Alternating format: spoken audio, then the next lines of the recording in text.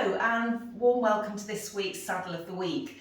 This week I'm going to talk to you a little bit about Champion & Wilton's. I've got a nice Champion & Wilton saddle to show you.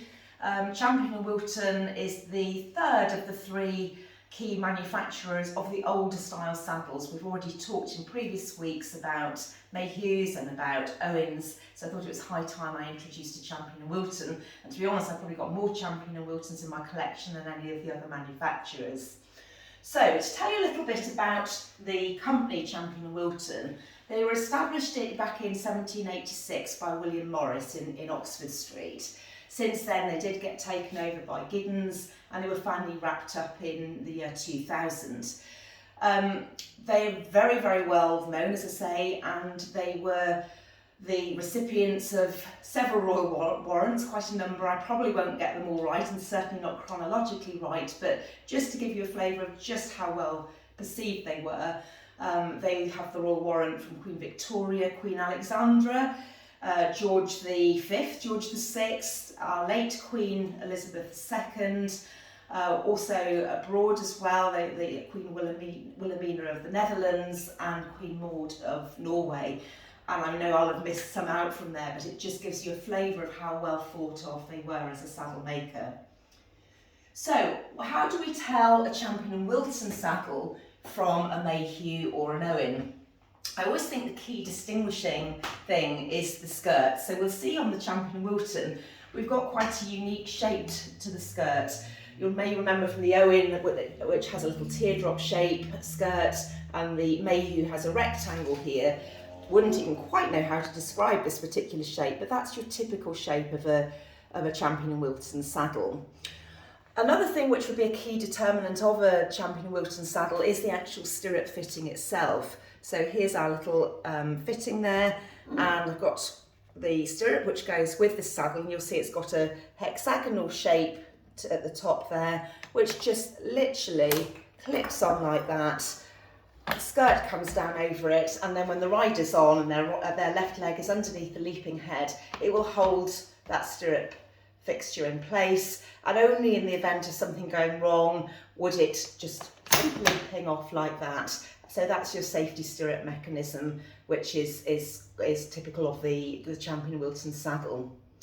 Another thing which you might often find with Champion & Wiltons is that you often see that there's a little inscription on them. I don't know whether we can see that clearly enough, but the inscription often gives an indication of the age of the saddle. In this case, it does talk about it being made under the royal warrant of the king, which in its own right does actually date the saddle. So that's always quite interesting. Other things which can date a saddle would be whether it had a dipped seat or a flat seat. This one does have a nice flat seat, so that puts it in a certain era. It does have narrower pommels than some other saddles. That may just have been the personal preference of the person who had it made for them, or it could indicate it was a slightly older saddle. Without actually stripping it right back, it's always hard to know exactly how old, but it is nonetheless a really nice saddle. And I think when it comes to things like pommel shapes and sizes, it's very much individual choice, because we all have different shaped legs, and what works for one rider may not work so well for another rider. So I think it's always worth, in that case, simply sitting on a saddle and see whether it works for you or not. To talk a little bit further about the Champion & Wilton, there's one other thing actually I will just point out, which we'll see under the flap here, and I will just say actually this is in beautiful order. It's got really good leather work. It's all been redone at some point. But you'll see we have this extra little buckle on a Champion & Wilton, which is actually for the balance girth to attach to it. So we have a specific balance girth for a Champion & Wilton. And the balance girth, as it does on all makes of saddle, comes from the front, albeit even further forward on the Champion & Wilton like that. And then it goes to the reverse on the other side, which I will just show you. So if you are new to the world of side saddle and you're not familiar with all the terms, it gives you an idea of how all of this works.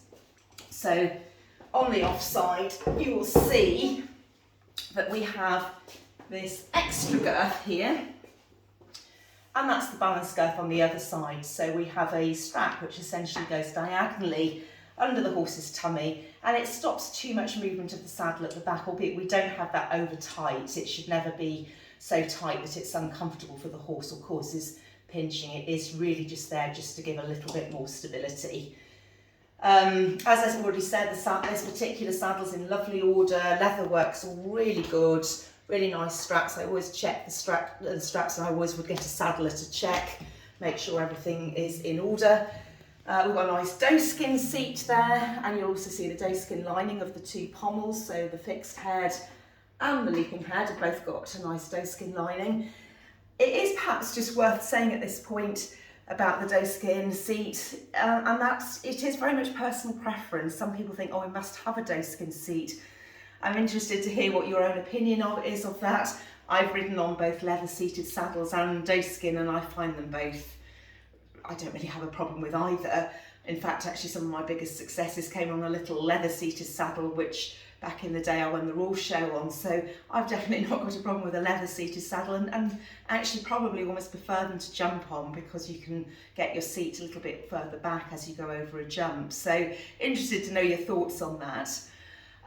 So that just about brings me to the end about what I wanted to say about this saddle. But so a nice little saddle, not too big, not the widest saddle in the world. It would be more of a medium fit. I will just show you from the front. There, it's probably more of what I would call a nice medium width of saddle. So for maybe more of a riding horse type of horse than your sort of heavier cobs or hunters. But nonetheless, really lovely little saddle. So thank you for listening to this week's Saddle of the Week, and I'll try and find you another interesting saddle to have a look at next week.